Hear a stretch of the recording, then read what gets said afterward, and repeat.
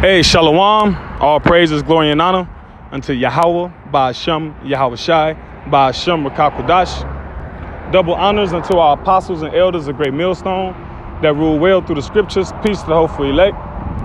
I'm walking and I was just thinking, and the thought came to my head that to succeed in this world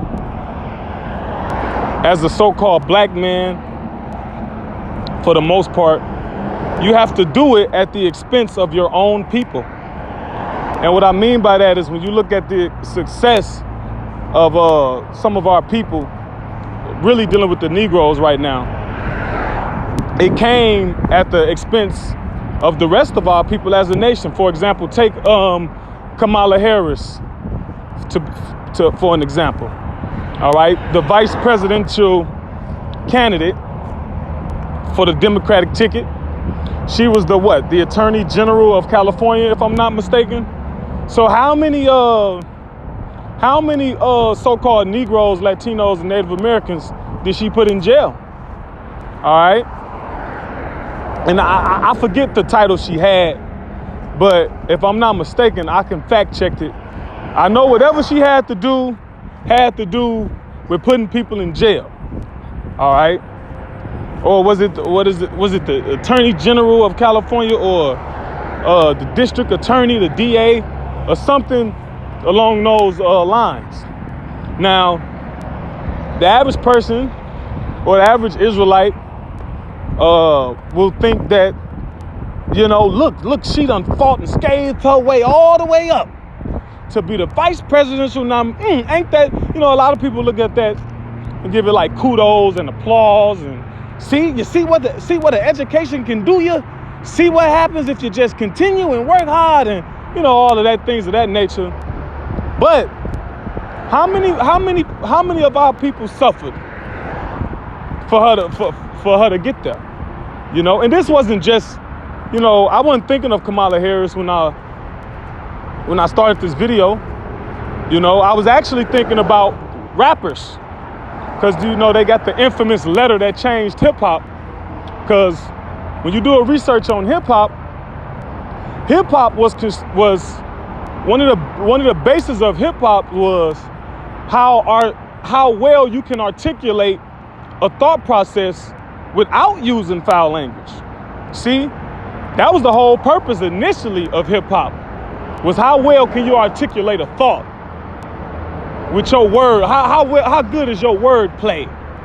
All right, without using curse words, so to speak. But that's too constructive. All right, that's a constructive. That makes your mind think. That builds your mind up. And we as a people, the Israelites, we are a musical people. And our enemy, which is Esau, Today he calls himself the so-called white man. He knows and understands that. That is why the main music that's pushed is the music that brings our people to a low vibe. All right, whether you agree with what's being said in the lyrics or not. The average, these songs like Megan Thee Stallion and Cardi B, I'm a savage, ratchet, bougie, classic. So you're a whore, because when I was coming up, the term ratchet was a slang word for a whore. So you're a whore, or today's vernacular, a thought, but you bougie. So, or uppity, and then you nasty, right? So now that's going into the sexual world. But then you classy. How can you be all those things at once? All right. Let me see if I can get some scriptures on that. Salakia. This is Proverbs 11:22. As a jewel of gold in a swine's snout, so is a fair woman which is without discretion. And that word fair means beautiful, all right? And that's wordplay that white people try to use to refer to white skin. They call it fair-skinned. No, it's red-skinned. All right, the blood show forth through your skin, therefore thus making you appear to be a shade of red. If it's real hot outside, you'll be red. If you get smacked real good and hard in the face, you'll be red. If you get nervous or you get the blushing, your cheeks turn red. Or you get angry, sometimes your ears might turn red when referring to the so-called Caucasian. But back to the scripture, a beautiful woman without discretion, that's like putting a gold, some jewelry in a pig's nose. It is of no value. It's a waste. You wasting the gold, just like you wasting the beauty. All right, you're basically worthless. So the vibration that's being put on our people through this music is making our people worthless. But the entertainers are what? They cashing in on it, right? They cashing in on it, and guess what? The big execs, the big wigs, the Leor Conans, and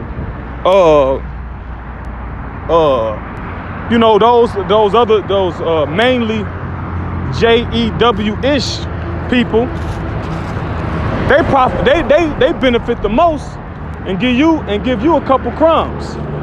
All right, but guess what? That was done at the expense and the destruction of your own people. Because I was having a conversation earlier today, and if you pay attention to the crime and the actions that people taking, then pay attention to the music. All right, because there's a saying that goes, art imitates life. Well, music is an art. And what I mentioned earlier in the earlier conversation, like as of now, I'm 30 years old. But when I was in high school, you wasn't hearing of murders like that in high school. You know, a 15-year-old killed somebody, 16-year-old killed somebody. I mean, it happened while I was there, but it was few far in between. When those things happened, we discussed those things for a long time. Those things, it might be years before, it might be 2 years before it happened again. Somebody in high school killing somebody. But in the last years, with this whole Chief Keef and the Driller music and the Lil Durks and every song you hear on the TV, every song you hear that's being put out in some way or form, especially from that drill music genre, is always killing somebody. Every song is about killing somebody. I used to listen to that music. I used to listen to it, and I can't recall one song where somebody wasn't getting referenced to get killed or shot or fought or a whore. Every song, whole album worth of songs killing death and all of that. It wasn't like somebody put an album together years ago where they're like, okay, these is the club music. This one I'm gonna make what people can dance to. This one I'm gonna make for the ladies, the little R&B. This one I'm gonna make for the thugs. This one I'm gonna make for my mama. You know, this one I'm gonna make for, the Lord. Like how albums used to be put together, how they used to be constructed. Now it's just all thoughts and guns and thoughts. All right, well, I'll just get this scripture. All right, this is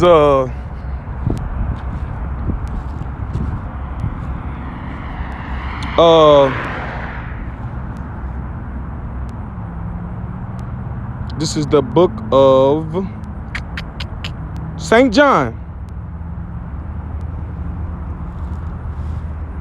chapter 8 and verse 44. Ye are of your father the devil. All right, and the word devil means deceiver. All right, and the lust of your father ye will do. All right, so whatever feels, if it feels good, it is good. That's the sentiment of the Western world. And who heads the Western world? That's what we'll call it. All right. That's my new term for it. The heads of the Western world. Now, the heads of the Western world, that's the vibration they put on there. If it feels good, it is good. If you want to fall in love with a tree, well, by golly, go do it. We'll even come up with a name and a terminology and a study for it. We'll call it an ecosexual. And that is a thing. All right. You was born a man and you don't want to be a man no more? Huh? Go on and be a woman, and we're gonna come up with a name for it and a study for it. We might even get you some benefits. Hey, we'll even perform the surgery for free. See that? Like another little random fact, like to get a vasectomy. A so-called Negro man can get a vasectomy for free, but it'll cost $10,000 to reverse it. And I know that because I know somebody that did it, you know. But anyway, back to the scriptures. It says he was a murderer from the beginning and abode not in the truth, because there is no truth in him. When he speaketh a lie, he speaketh of his own, for he is a liar and the father of it. And this is what our people are now. All right. The lust, they just pursue their own lust. Like Drake said, I just want the money and the cars and the clothes, the hoes, I suppose. I just want to be successful. But at what end? To what end though? At what cost? All right. You're destroying your people in the process. I'll end it with this scripture. All right.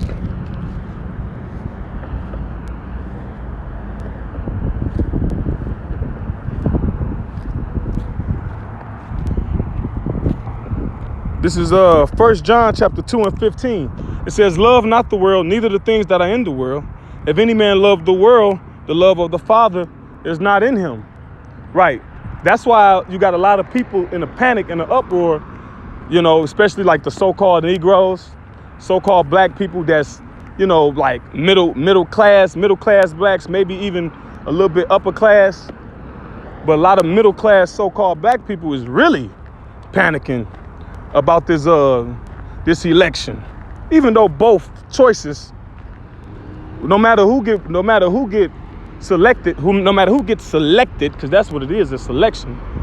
They already pick out the president, not the people. All right. No matter who gets elected, the word of the Lord gonna go forth anyway. This place is on its way down the drain. But these people have put their chips within the world. They betting on the world. That's why they'll say, oh, the end won't come until my grandkids and my great grands, and because that's what they want it to be, because they invested in this life. All right. They love the world because they got investments in the world. They want to see the fruits of their labor that they done put into this world, and for their children. They want their piece of the pie. All right. But this is what the scripture says, verse 16. For all that is in the world, the lust of the flesh. And that's what the Western civilization has become, especially with America. That's the proof is that what type of economy is America? America is a service economy. Meaning what? America runs off people entertaining their lusts, or their passions or their desires. Go to the movies, go to the club, go out to eat, go out of town, go to a hotel, go shopping. That's what those industries, those service industries are the main sources of jobs for people, because that's what Americans like to do. All right, but now what? This coronavirus done shut all of that down to a large extent. You know, that's not operating in full capacity. And you got something such as the retail. You got the retail apocalypse happening simultaneously, a pending hotel apocalypse. All right. So you don't put You done put all your eggs and your chips in this one little basket, and now it's not working. All right, and now you without hope, and you thought you believed in the Lord, not realizing what you believed in was Christianity, and it ain't. And once it stopped working for you, then you gonna curse the Lord. You're gonna be mad at the Lord. But we telling you, and we told you, and we telling you, and our apostles and elders been telling you. All right? It says, for all that is in the world, the lust of the flesh and the lust of the eyes, people don't even know what they like until they see it on somebody else. You got everybody dying. You got 40, 50-year-old women dyeing their hair blue, pink, red, purple, multicolors, because they following the ways of the world. That's what the famous people doing. You got women cutting their hair, mohawks and look. Why? Because that's what Rihanna did, following the world. All right. It says, and the pride of life. So people can, they got a terminology. The brother, people, they got a term called keeping up with the Joneses. Oh, your neighbor got a nice car. Okay, I'm gonna get an even nicer car. All right, this guy got these. I'm gonna get this. Oh, I bet they ain't seen these. I bet they niggas ain't fuck with. I'm gonna be killing them. I'm gonna be fucking them up with this one. Pardon my French. All right. That old Jeezy song, R.I.P. just killed the club. What? Like what? The pride of life. All right. It's not of the Father, but is of the world. Verse 17. And the world passeth away. This place gonna pass away. That's why Yahweh Shai, whom the world ignorantly calls Jesus, said, lay your stores in heaven. Put your lay not up treasure. He said, well, let me get it.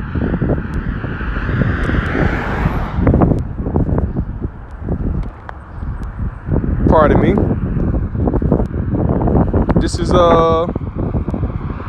Matthew 6:19. Lay not up for yourselves treasures upon earth, where moth and rust doeth corrupt, because this is what people treasure at. Yeah, if you invested in a like for example, if you bought all this brand new furniture, if you bought a whole lot of brand new furniture and brand new things to put in your house, brand new appliances, and that house catch on fire, you're gonna do everything in your power to put that fire out. Why? Because that's where your investment's at. You invested in that house. You might have a safe in there with some money. You might have a fireproof safe. You might have some jewelry, some gold tucked away for, whatever. You're gonna be trying to put that fire out. You're gonna be thinking about everything you got in there. You might have some baseball cards or some comic books worth some money somewhere. You're gonna be trying to put that fire out, because why? That's where your treasure's at. That's where your investment at. It says, where moth and rust doeth corrupt, and where thieves break through and steal. Yeah. Because if you ain't got the comic books sealed a certain way, they'll age, and you will lose. They won't hold the same value, so that can count as rust or moths. You have little holes and things. You can have expensive fabrics. Now you got little holes in them, because moths been eating away at it. Or somebody could just break in there and steal it when you go to work. And a lot of people do a lot of robberies happen when people at work and at church. And burglaries. And it says, verse 20, but lay up for yourselves treasures in heaven, where neither moth nor rust doeth corrupt, and where thieves do not break through nor steal. And you lay up the treasures in heaven by serving and doing the will of the Lord. All right, like the scripture says, for great is your reward in heaven. Let me see.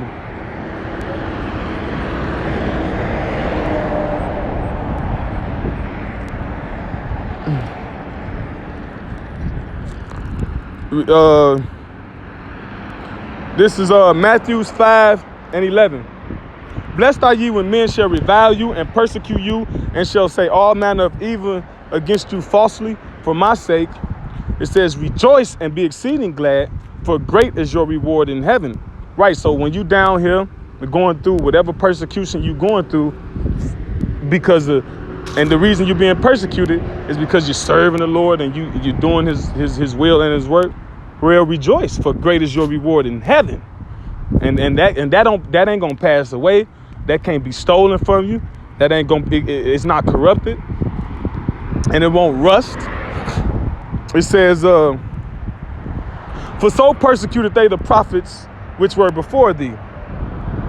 Okay. So I'm gonna end it with I'm gonna go back to the 1 John.